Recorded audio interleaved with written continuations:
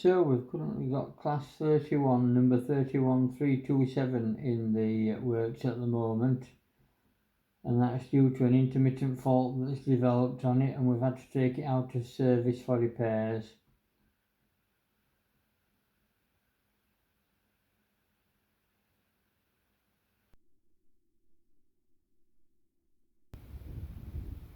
So as you can see, I've just fitted this redundant cardboard box onto the chassis, and then I've tried the top on over the top of this to see whether a speaker box made these dimensions would actually fit inside the casing before I commence to make a speaker box.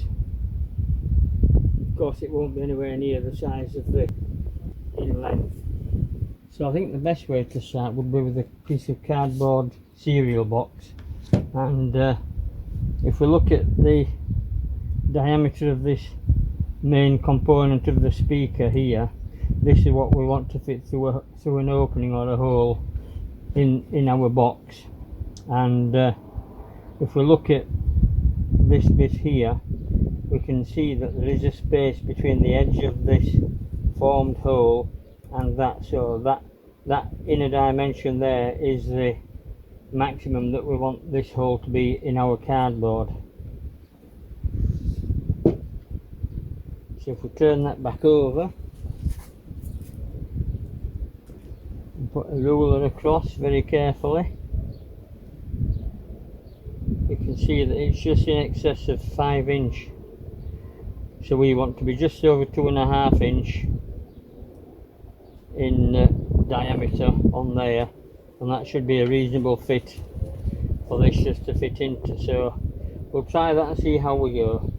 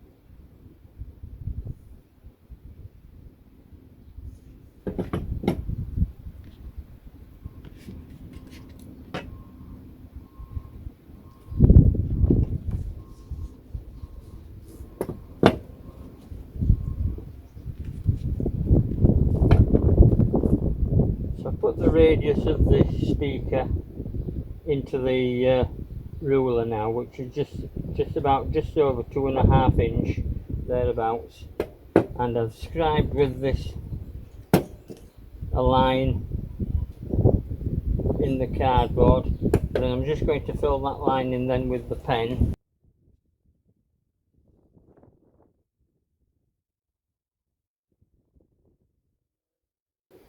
And then I will cut round this with a pair of pliers from the inside and see how that fits the speaker.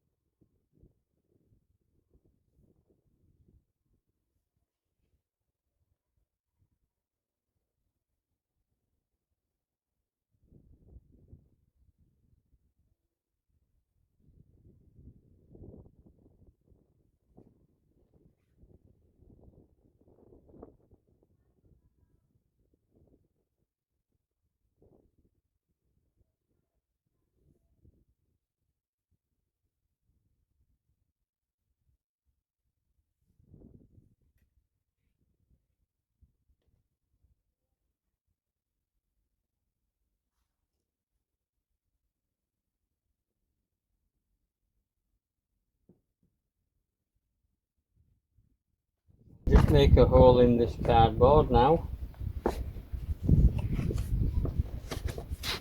like that, and then cut round the circumference of this hole and see how we fit.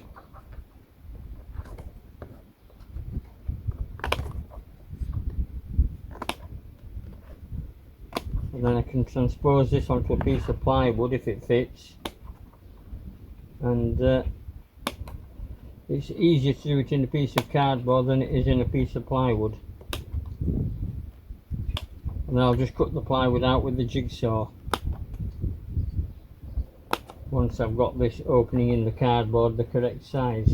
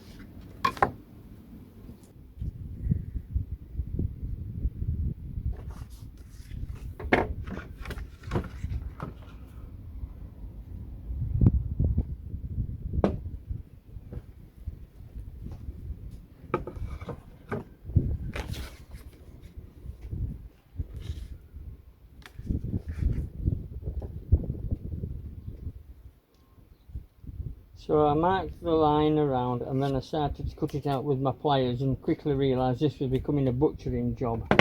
So I decided to go with a piece of sacrificial plywood underneath the cardboard, and then just trace round the line with the Stanley knife in the hope that that would make a better opening.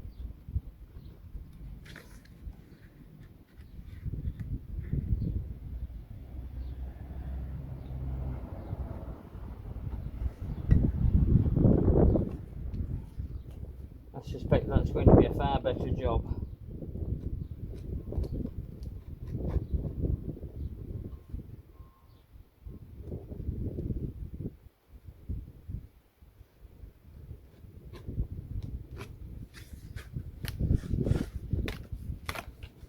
There we are, far better that.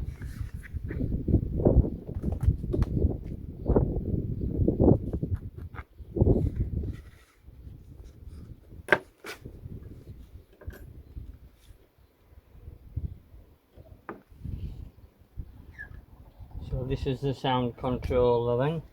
We need to be very delicate with the speaker. Try not to touch the speaker cone at all, because it might damage it.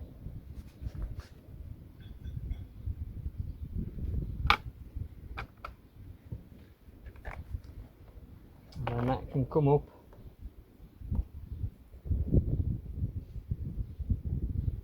And that hole's just about right, really.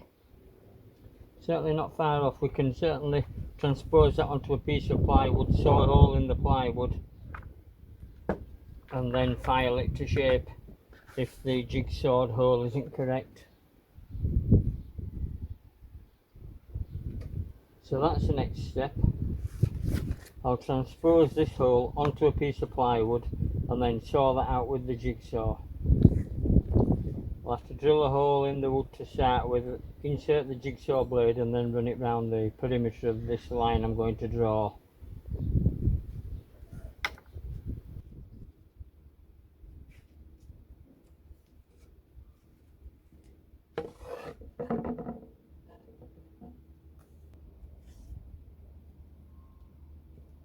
So I'll just do a quick sanity check to make sure that when I cut that hole out, this lip won't be overhanging the edge of the wood that I've got to work with.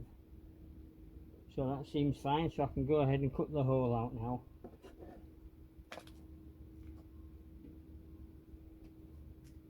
Put the glasses on and ear defenders.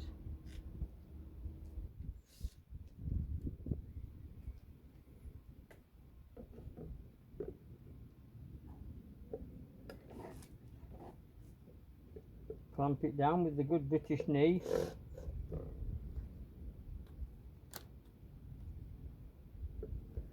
As long as I get somewhere near the edge. the jigsaw will sort it out then.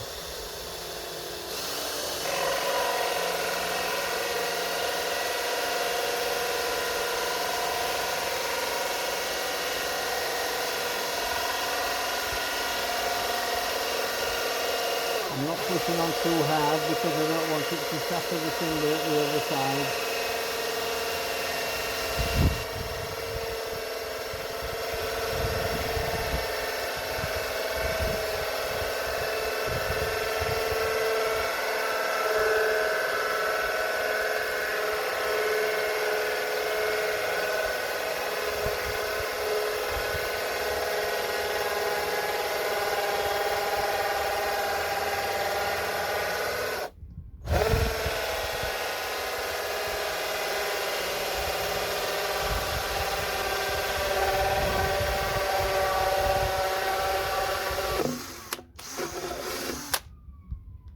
There we are.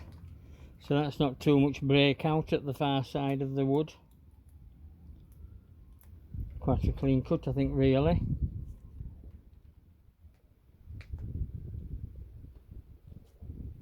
So I'll just jigsaw around that now and see where we get to. It's got a fine blade in it so that it doesn't tear things up too much.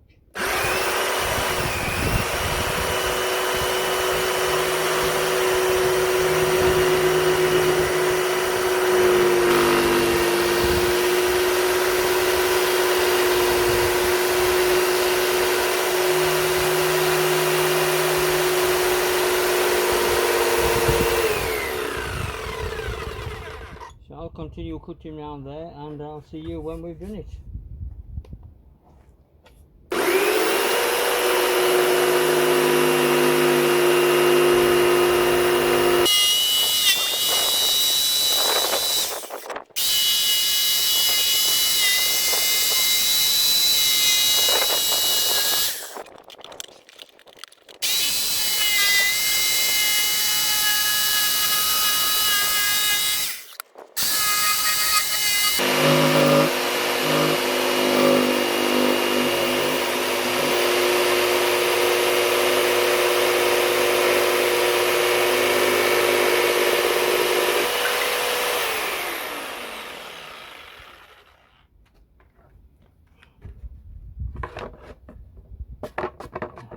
I'll see whether that fits now. So I'll try this in the hole now, see how we do.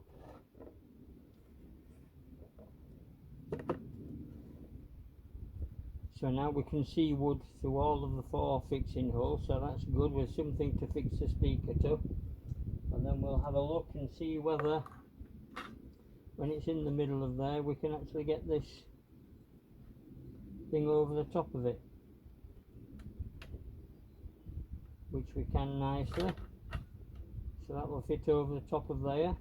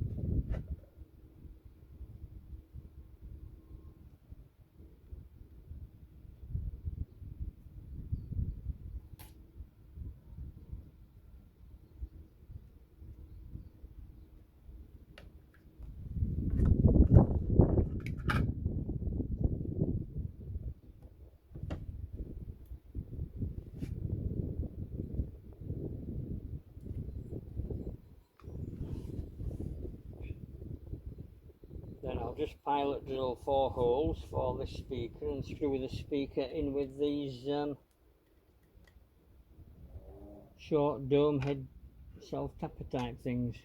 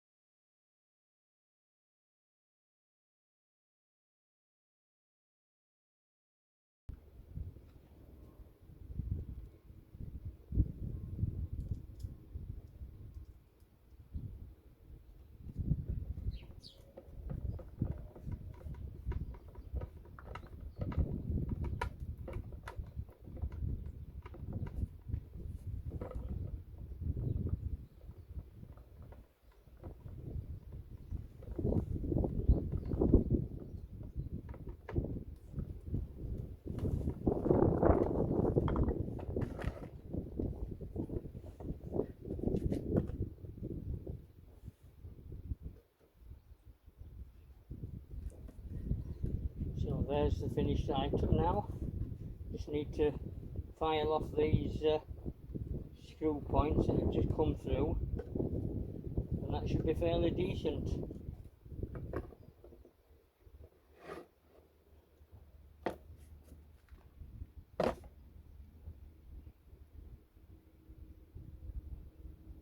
Just need to adjust this to fit then, like that somewhat.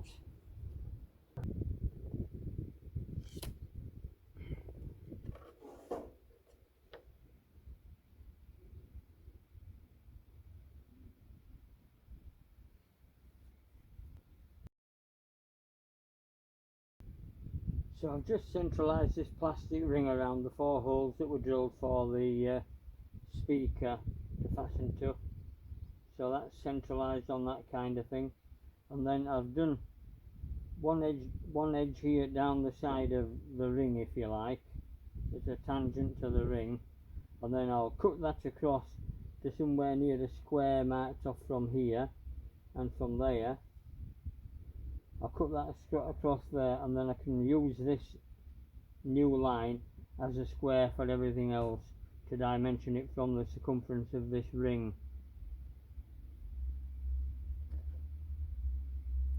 And I'm just using this old metal from a fire back to use as a straight edge on there. See, never throw it away, you don't know when it'll come in handy.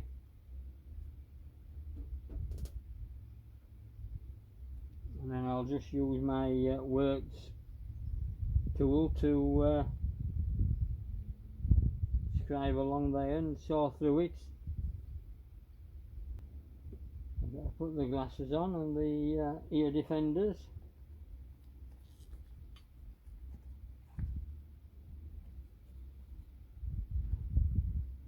It's a bit warm for all this clothing today.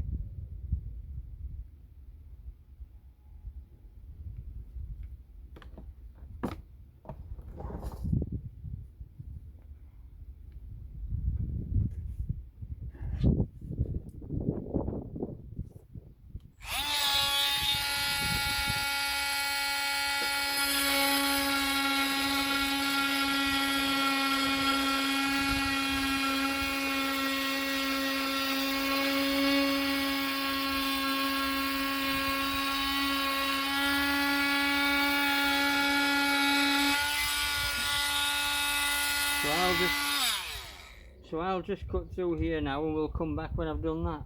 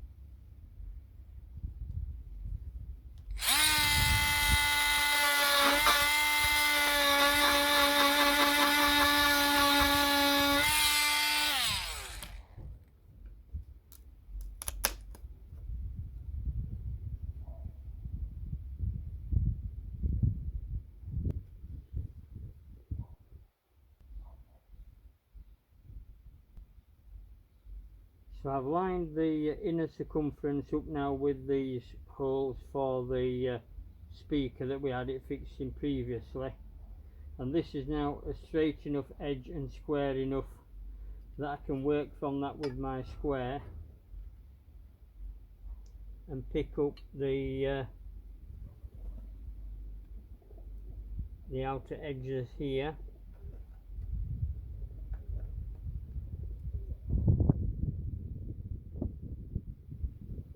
And then I will leave just a bit for trimming off with the sander when I come to sand the box up when it's finished.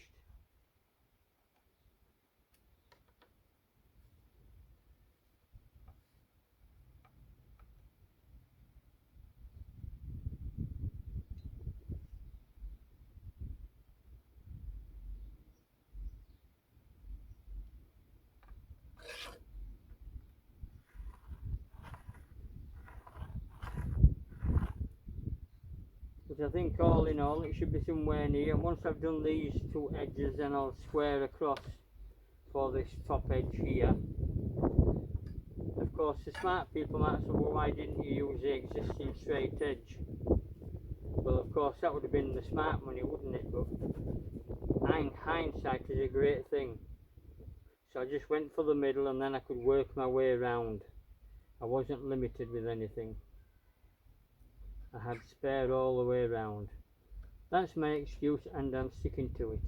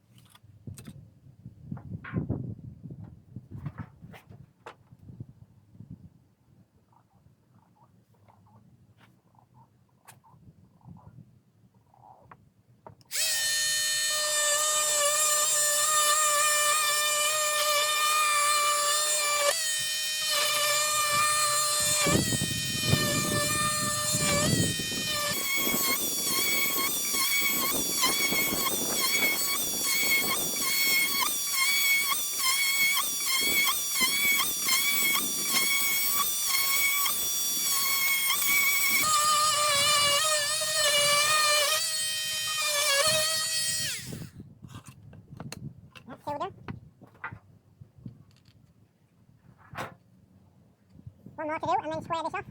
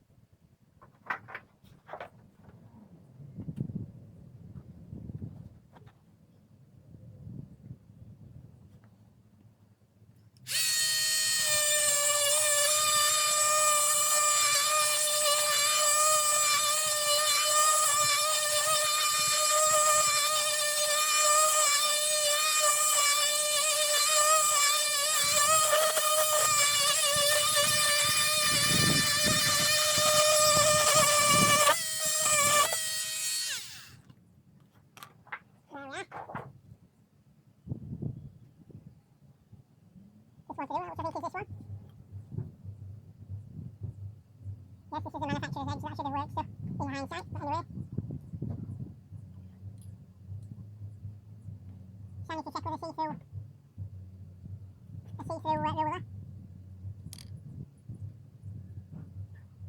And hopefully that should all match up.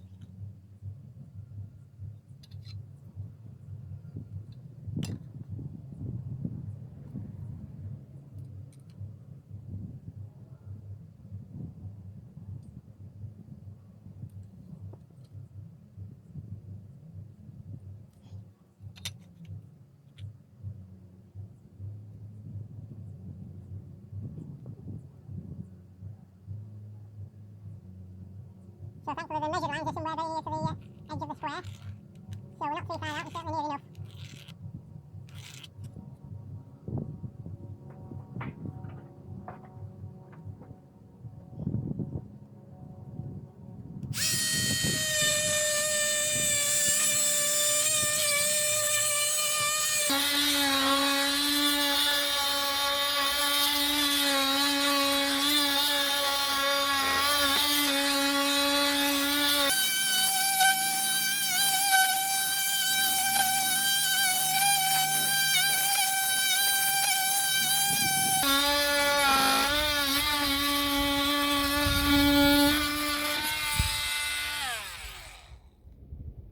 So there we are, good clean cut.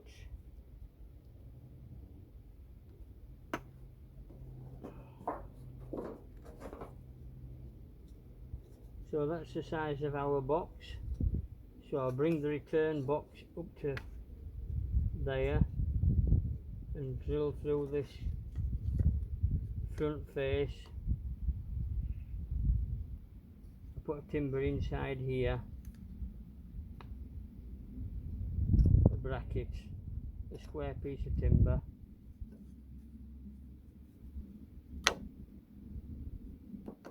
First part cut, we're getting there.